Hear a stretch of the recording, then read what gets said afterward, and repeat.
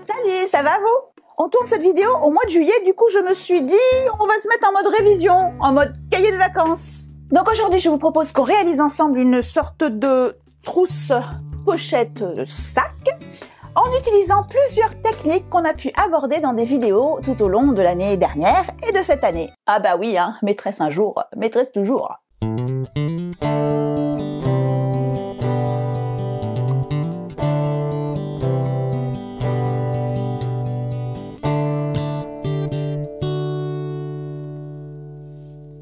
Pour ceux qui ne me connaissent pas, je suis Sophie alias Sewingso, je suis couturier tailleur dans la campagne girondine. Comme je vous le disais en introduction, aujourd'hui c'est une séance de révision, mais c'est aussi une séance de recyclage parce que tout ce que je vais utiliser aujourd'hui, je l'ai récupéré dans l'atelier, dans des coins, ça me fait un petit peu de ménage, je recycle des anciens projets que je vous avais présentés précédemment, et puis je récupère les bouts de restes que j'avais pour en faire quelque chose de, j'espère, joli. Dans ce projet, je vais faire référence donc à pas mal de vidéos qu'on a fait précédemment. Donc pour les retrouver, vous aurez dans la description la liste de toutes les vidéos que je vais mentionner. Et au fur et à mesure, le barbu va vous mettre des petits liens à cliquer par ici.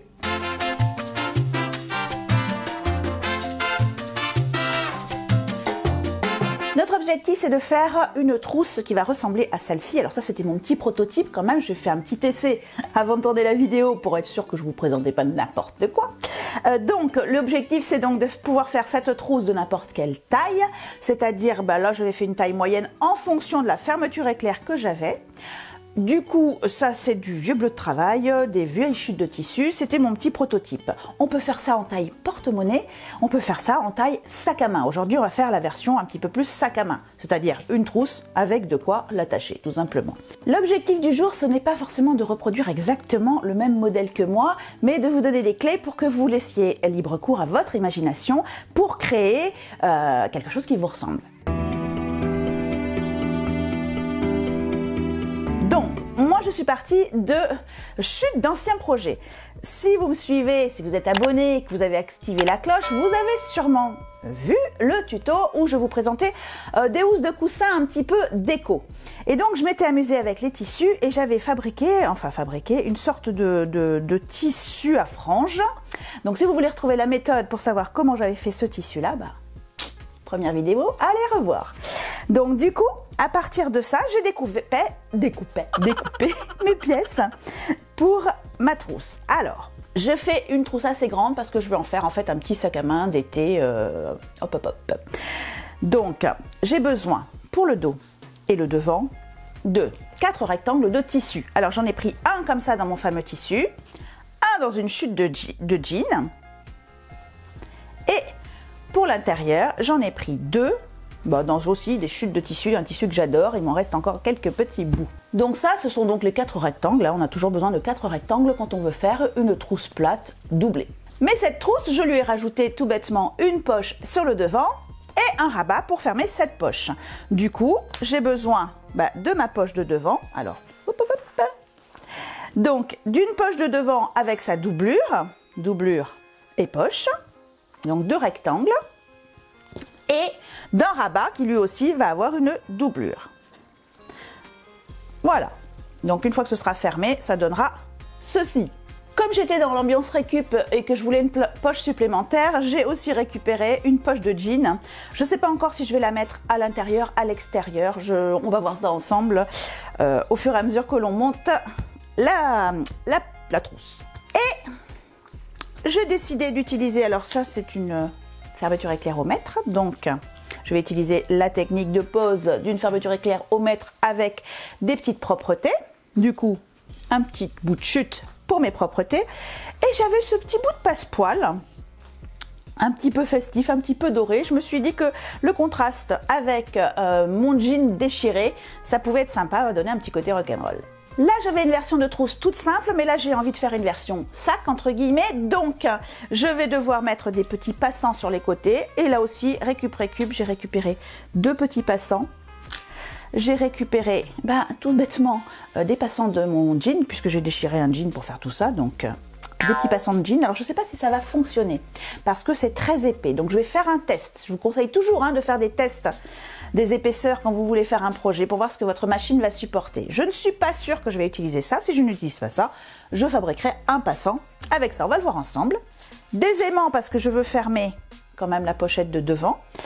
Et puis j'avais une chaîne que j'ai récupérée sur un sac, je ne sais plus d'où il vient, mais bon, une petite chaîne dorée. Qui là aussi, le contraste sera sympa avec les jeans. Bon, maintenant que j'ai tous mes morceaux, je vais commencer par m'occuper du rabat et de la poche. Pour le rabat, j'ai donc besoin d'un rectangle pour la doublure et d'un rectangle pour l'extérieur. Je fais attention parce que moi, pour le coup, ma doublure, elle a un sens. Et en fait, on ne le verra ce sens que quand elle sera ouverte. Donc, du coup, oui, comme ça, quand on ouvrira, ce sera dans le bon sens. Et donc, l'autre, je vais le mettre par-dessus, endroit contre endroit. Pof! C'est un peu de à peu près, là, mes découpes. Et je vais ici et de l'autre côté, avec par exemple ce couvercle, me tracer un repère de chaque côté pour me faire un petit arrondi. Je découpe du coup les deux épaisseurs ensemble.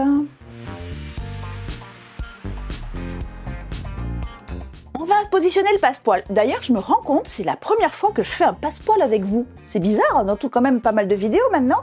On n'a jamais posé de passepoil ensemble. En même temps, il y a vraiment pas plus simple. On va tout simplement le positionner sur la bordure de notre rabat, donc moi sur l'arrondi. Et il va, comme il est lui aussi monté sur du biais, il va se positionner dans l'arrondi sans trop de problèmes. On va en fait le prendre tout bêtement en sandwich entre les deux pièces. Si vous êtes débutant, vous allez d'abord commencer par le fixer sur une partie. Alors, il est monté sur du biais, mais parfois, on va trouver que ça rebique un petit peu dans les arrondis, justement. Et à ce moment-là, on ne va pas hésiter à prendre nos ciseaux et à lui donner quelques tout petits coups de crantage, comme ceci, pour lui aussi lui donner l'arrondi. Pas trop, parce qu'on ne veut pas non plus, notamment celui-ci qui a un biais un petit peu particulier. Je ne veux pas qu'il s'effiloche trop, mais ça va me permettre d'avoir quelque chose de plus facilement posé, bien en place.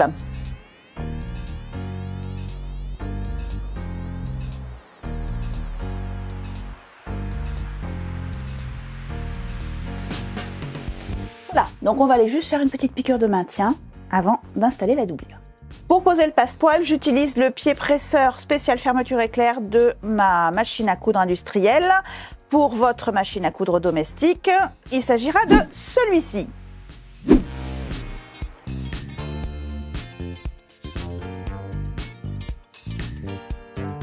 Maintenant que notre passepoil est bien maintenu en place, je vais venir tout simplement repositionner endroit contre endroit ma doublure et je vais pouvoir repiquer dans la piqûre précédente. Le plus simple, c'est donc de se mettre de ce côté où on a déjà piqué et comme ça on va pouvoir suivre tout bêtement notre piqûre précédente.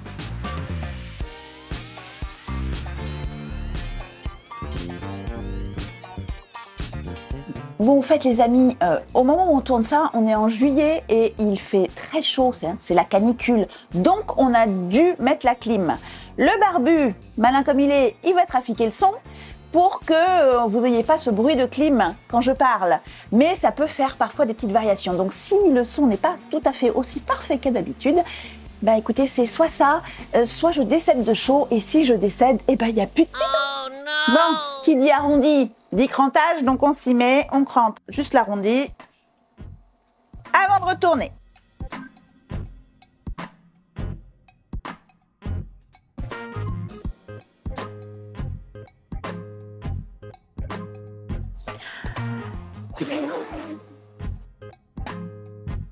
Et voilà, un petit coup de fer. Ah, ça me plaît pas. Il va falloir qu'à la main ou à la machine, je le refixe un petit peu ici parce que pas très joli.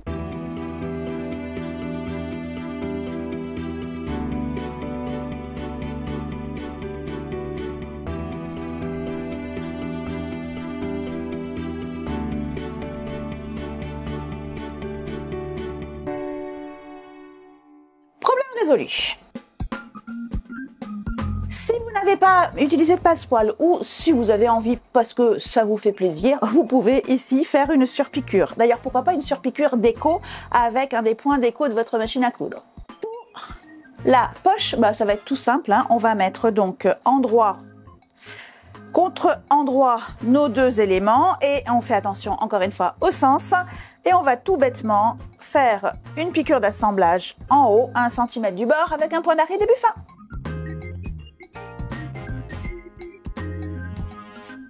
En mettant du fer, je fais en sorte que le rabat soit bien proprement, que la doublure soit bien sur l'endroit. Et je vais pouvoir venir faire une petite surpiqûre de maintien. Tiens, je vais en profiter pour obtenir ce petit bout qui veut s'échapper. Et voilà, la poche est prête. Pour que mon rabat s'envole pas complètement, je vais lui mettre un petit aimant. Et je vais utiliser mon poinçon pour trouver bien l'endroit. Je vais me centrer quand même à l'œil, mais quand même aussi un petit peu à la mesure. Donc, je veux qu'il soit assez près du bord là et qu'il aille au bon endroit. Donc, moi j'ai 24, donc 12, hein, 12, c'est ici. Je descends un peu plus. C'est vraiment complètement arbitraire. C'est simplement que en piquant comme ça à travers, je vois mon poinçon à l'intérieur et je vais pouvoir me faire des marques pour que les deux morceaux soient bien en face l'un de l'autre. Hein. Ça montre des choses. Avec ceci, par exemple. Ok, donc je veux là. Alors, c'est pas facile de vous montrer, mais là, j'ai ma marque ici. Et du coup, ici. Voilà. Je vais me le marquer carrément au stylo, puisque de toute façon, il y aura l'aimant par-dessus. Pour renforcer mon tissu, surtout celui-ci c'est bien épais, il n'y a pas de problème. Mais pour renforcer mon petit tissu, ma petite popeline de coton, je vais aller glisser une petite chute de thermocollant. Là aussi, les chutes, ça sert. Je vais la glisser juste en dessous de ma croix, là, avant de faire mes trous. Et je vais aller mettre un petit coup de fer pour que ça tienne. Pof, on place, je sais pas comment on va s'appeler ça, la rondelle de maintien, là. On fait nos deux traits. Donc, j'ai laissé mon petit X, il est au centre. Hop, mes deux traits. Et je vais pouvoir faire deux petits trous tout doucement avec... Moment de solitude. Je vais pouvoir faire mes deux petits trous avec mon fil. Donc je plie et je ne prends que la doublure, hein. On ne veut pas que ça apparaisse sur l'extérieur. Hop. Et hop. Alors, de ce côté, j'insère. Et à l'intérieur ici, je mets mes deux morceaux et j'écarte. Hop, et d'un. Et pour l'autre partie, par expérience, je sais que quand on a un rabat, des fois ça tire un petit peu parce que si on le met exactement au même endroit, ça va tirer un peu. Donc je le mets toujours un tout petit peu au-dessus de la croix. Donc ma croix, elle est ici. Je me place genre, entre 5 mm au-dessus, quelque chose comme ça. Je marque là aussi mes deux emplacements. Je fais mes tout petits trous. Alors ça va peut-être être moins facile, c'est plus épais. Je vais prendre carrément les ciseaux. Hop.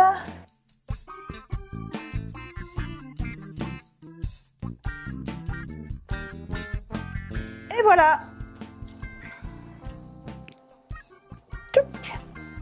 Je laisse ça de côté, je vais préparer ma fermeture éclair.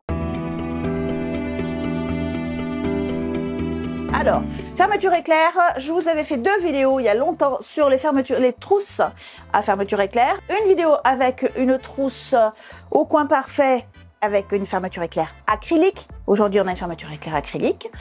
Donc, c'est plutôt sur ça que je vais me baser pour faire mes propretés, comme on dit, et pour avoir des coins bien droits. Ou alors, avec une fermeture éclair métallique qui doit être exactement de la bonne taille par rapport au projet, c'est-à-dire 2 cm plus petite, 2 cm à 2,5 cm plus petite que notre rectangle de départ. Et là, je vous renverrai aussi vers la vidéo où je montre comment faire une jolie trousse avec un zip métallique bien posé. Aujourd'hui, mon projet, il fait exactement là, mon rectangle, 27 cm de long. Donc ma fermeture éclair, je vais la prendre à 24,5.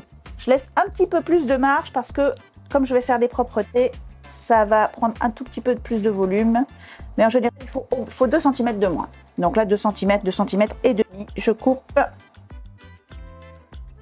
Et on va venir emballer les extrémités.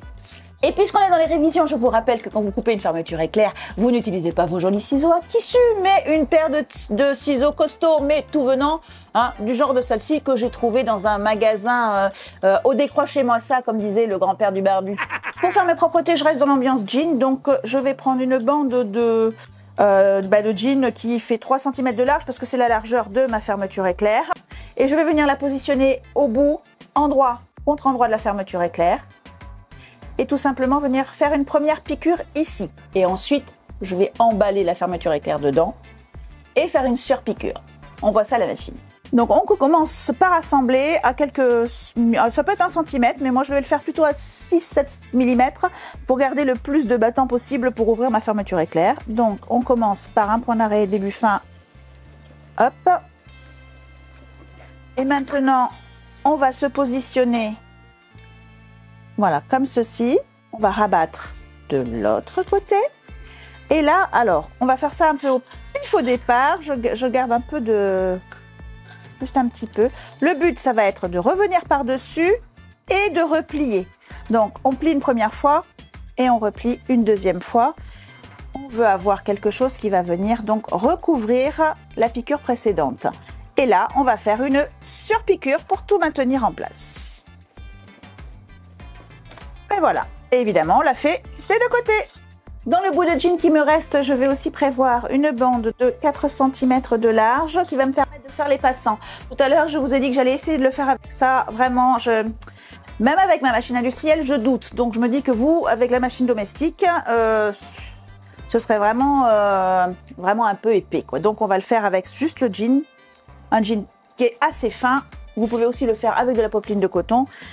Et donc, on va la plier en deux pour se marquer le centre. Alors, vous pouvez le faire à la main directement ou mesurer.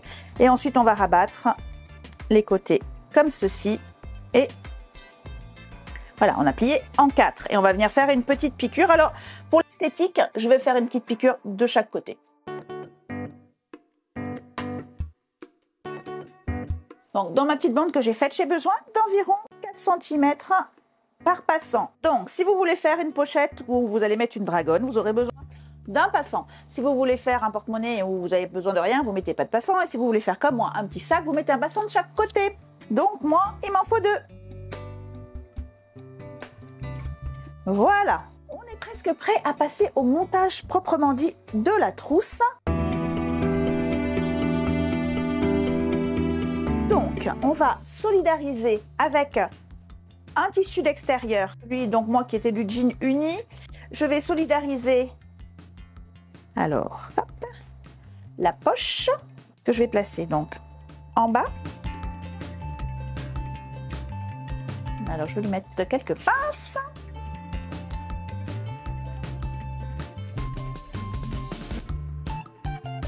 Le rabat que je vais mettre en haut. Alors, pour être sûr qu'il est bien positionné, que ça ne bougera pas ensuite, je vais faire une petite entaille, donc en pliant ici, de façon à trouver le centre. Et je vais faire la même chose ici. Parce que mon rabat, de fait, il est un petit peu plus étroit que l'autre pièce, donc je ne peux pas m'aligner sur les bords. Voilà.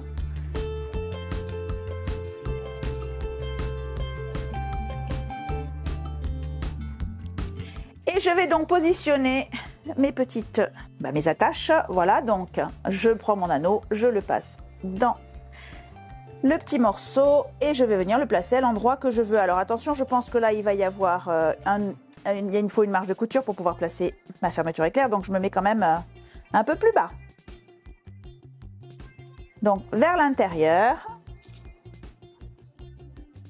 Ici, et la même chose.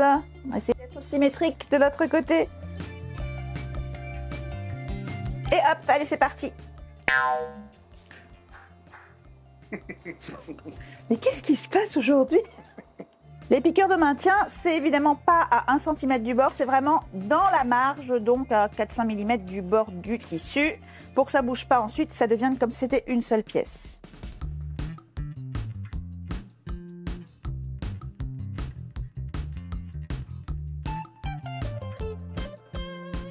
Donc ça, c'est le devant de ma trousse, et ça, c'est le dos de ma trousse. Et j'avais envie d'y poser cette poche. Et en la posant, je trouve qu'elle est un petit peu grande. Alors, même si j'aurais bien aimé garder vraiment la forme d'origine, je pense que je vais la replier comme ceci pour qu'elle soit de la bonne taille. Parce que sinon, ça va pas être très pratique. Donc, on va faire comme ça. Et comme je suis dans l'esprit poche, eh ben, je vais faire une première piqûre qui va venir ici, en me basant sur ce que j'avais déjà, et une deuxième piqûre en suivant, ici aussi. Je pourrais utiliser du fil cordonné jaune, mais là, aujourd'hui, bah, pour ce projet, non, je vais rester avec mon fil beige, tout simple.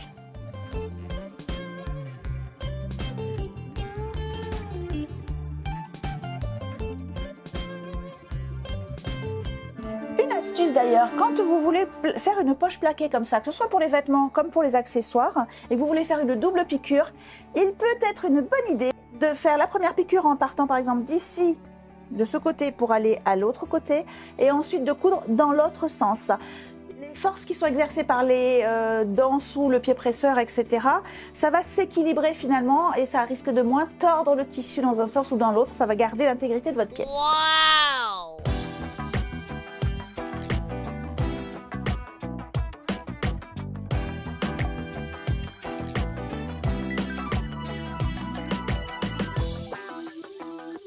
Bon, bah finalement, ce qu'il nous reste à faire maintenant, c'est de faire une trousse toute simple. Si vous avez déjà fait des trousses, vous n'avez pas vraiment besoin de moi pour cette étape-là.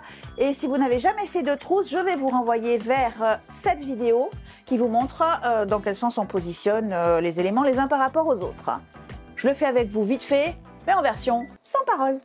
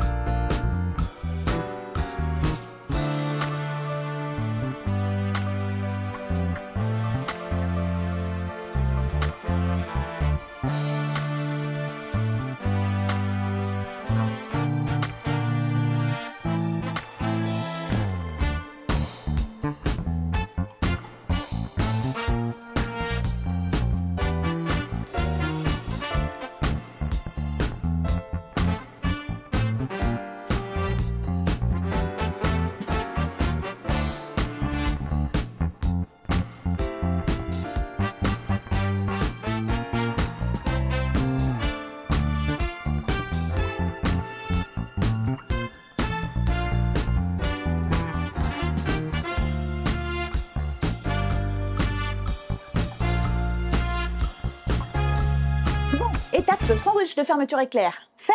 On va pouvoir maintenant passer à la fermeture de la trousse proprement dite. Donc n'oubliez pas que vous avez ouvert la fermeture éclair parce que sinon vous ne pourrez pas retourner sur l'endroit. Et ensuite on va donc assembler les parties extérieures ensemble et les parties de la doublure ensemble. Le seul petit truc qu'on n'oublie pas aussi, c'est que ici on va pousser la fermeture éclair, la plier vers la doublure. Et vraiment essayer d'être bien bord à bord ici pour qu'il n'y ait pas de décalage et qu'on ne voit pas la doublure à l'extérieur ou que ça n'ait pas l'air d'être trop enfoncé. On va commencer par pincer à cet endroit-là parce que c'est ce qui se verra le plus et ensuite on va faire le reste. Donc là c'est pareil, je pousse vers l'intérieur.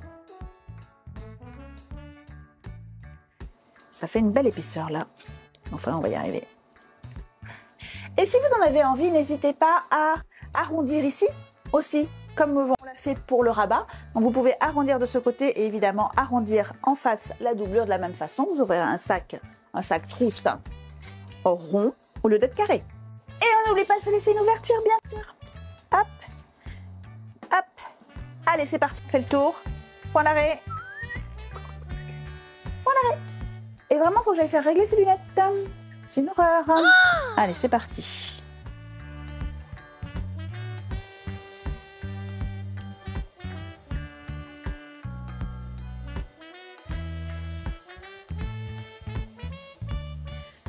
Bon, allez, ça y est, on a fini.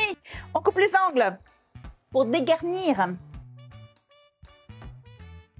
Et on retourne.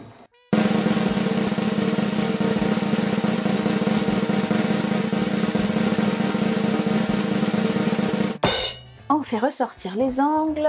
Hop, avec notre petit... Je n'ai jamais bien su comment ça s'appelait ce truc-là. Bah, le truc pour retourner les angles.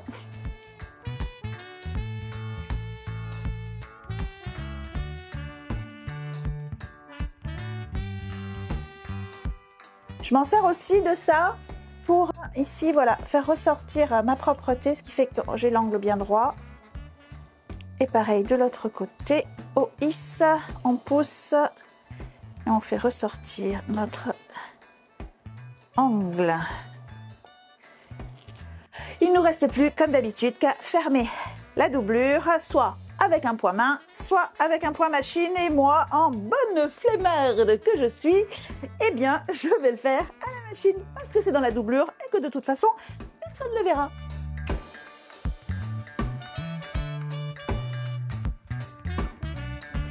Et voilà finalement le résultat de mon essai de recyclage récup de chute. Rien ne se perd, tout se transforme. La petite poche derrière, la poche, la grande poche devant et le compartiment zippé.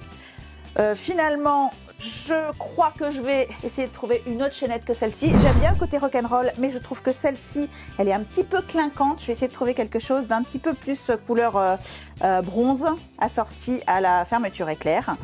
Mais en version comme ça, pour aller me balader, ou en version sans rien, à glisser dans un sac de plage par exemple, eh ben, je trouve que ce sera peut-être mon sac de l'été.